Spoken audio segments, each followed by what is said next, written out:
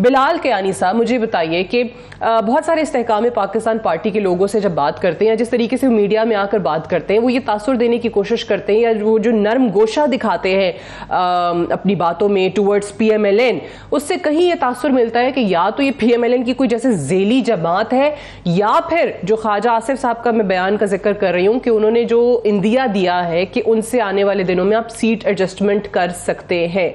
ये बात किस हद तक दुरुस्त है? जी बिस्मिल्लाहिर्रहमानिर्रहीम। सादिया साहिबा, बहुत शुक्रिया जी अपने शो में दावत देने का। देखिए, जमातें यहाँ पे बनती भी हैं, टूटती भी हैं, नई जमातें बन जाती हैं। तो चलें, ये अब एक नई जमात बनी है। बहुत सारे वो लोग हैं जो अक्सरियत तो ऐसे लोग हैं जो एक और जमात में रहे हैं।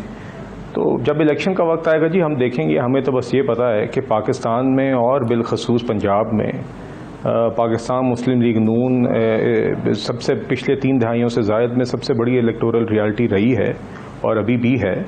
और हम तो अपने इलेक्शन अपने तरीके से इंटरनली हमारी जमात में जो कैंडिडेट्स हैं उनके साथ हम लड़ेंगे, ज़रूर लड़ेंगे। हमारे यहाँ तो प्रॉब्लम अक्सर ये होती है कि बहुत सारे मौजू उम्मीदवार होते हैं एक हल्के में और हमें डिसाइड करना होता है कि जमात को और जमात के पार्लिमानी बोर्ड को मियां मोहम्मद नवाज शरीफ साहब की क़ियादत में डिसाइड करना होता है कि कौन मौजू कैंडिडेट है जिसको जहाँ कहाँ से या जिस NA की या प्रोविंशियल असम्बली की सीट से लड़वाना है। तो देखिए, जब वक्त आएगा इलेक्शन का तो यकीनन कुछ जगहों पे ओवरऑल कहीं ना कहीं कोई सियासी तौर पे मैं ये जानना चाह रही हूँ क्योंकि पंजाब में सियासी पोजीशनिंग जो इस वक्त हो रही है वो बड़ी इंटरेस्टिंग है।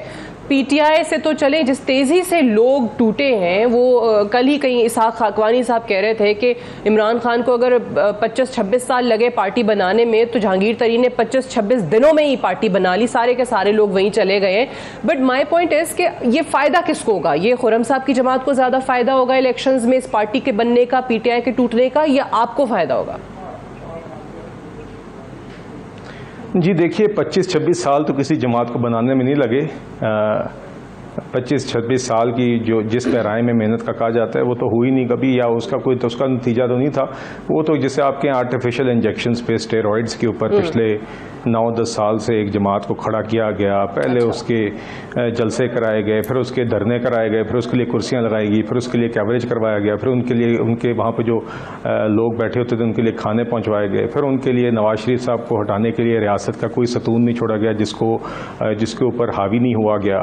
उस पूरी प्रोजेक्ट को, इस शख्स को मुसल्लत करने के लिए नवाज शरीफ साहब को पहले हटाया गया, फिर पार्टी की सदारत से हटाया गया, फिर जेल में डाला गया, उनकी बेटी को उनके साथ जेल में डाला गया, शहबाज शरीफ साहब को जेल में डाला गया।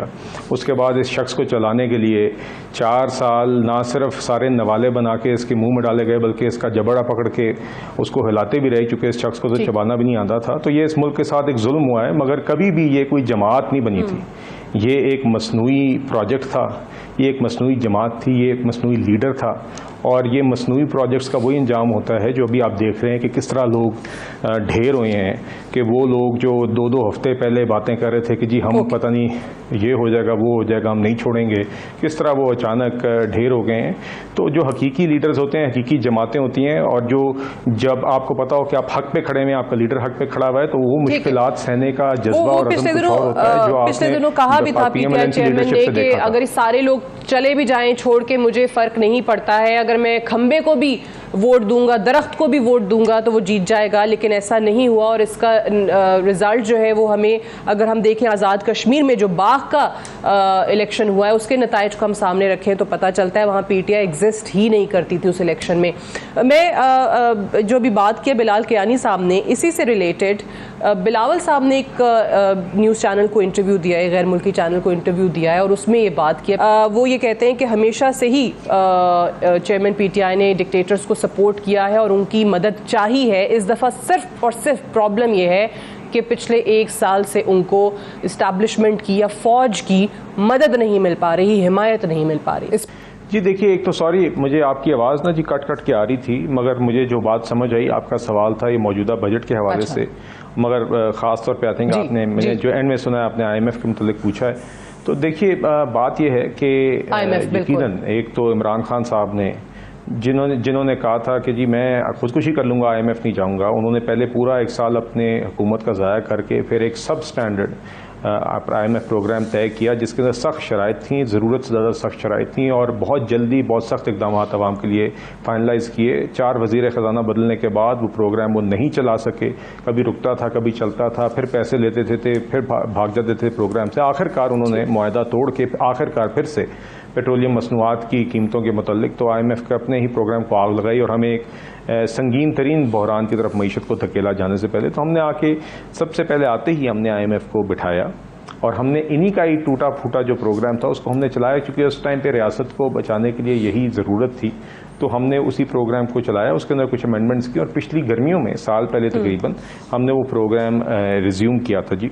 और आप जानती हैं कि उसके बाद और उस टाइम पे भी इन्होंने सबूताज करने की कोशिश की। आपको शौकत तरीन और तैमूर झगड़ा की ऑडियो कॉल याद होगी कि किस तरह इन्होंने उस टाइम पे भी कोशिश की कि किसी तरह प्रोग्राम ना हो। जी बिल्कुल। और ये मेरे नज़दीक तो एक संगीन जुर्म है जी।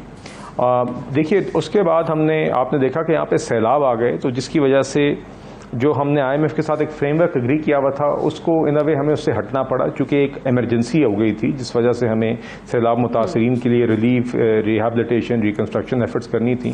और उसकी वजह से वो फिर जो डिस्कशन थी, जो आमतौर पर रिव्यू डिस्कशंस होती हैं, वो उतनी उस तरह की नॉर्मल ट्रैक की नहीं रही जिसमें आमतौर पर आप जो अग्री टारगेट्स होते हैं सिर्फ उस पर डिस्कशन करते हैं। हमें यहाँ पे फिर फिजिकल स्पेस जिसे कहते हैं या अखराजात करने पड़े, हमें उस प्लान से हटना पड़ा। इमीडिएट जो इमरजेंसी थी उसको पूरा करने के लिए मुल्क में $30 अरब के नुकसान हुआ है जी। 100 अरब रुपए से ज़ायद खर्च किए गए मुतासरीन पे, सैलाब मुतासरीन पे। तो देखिए उसके बाद और उसका जो हमारा क्रॉप्स का राइट, बहुत सारी चीजें थी और जैसे कल डार साहब भी कह रहे थे कि इलेक्शन सर पे है, चाहते तो बहुत अच्छा बजट भी दे सकते थे, लेकिन हकायक पर मबनी बजट हमने दिया है। लास्ट कमेंट खुरम इसी पे आपसे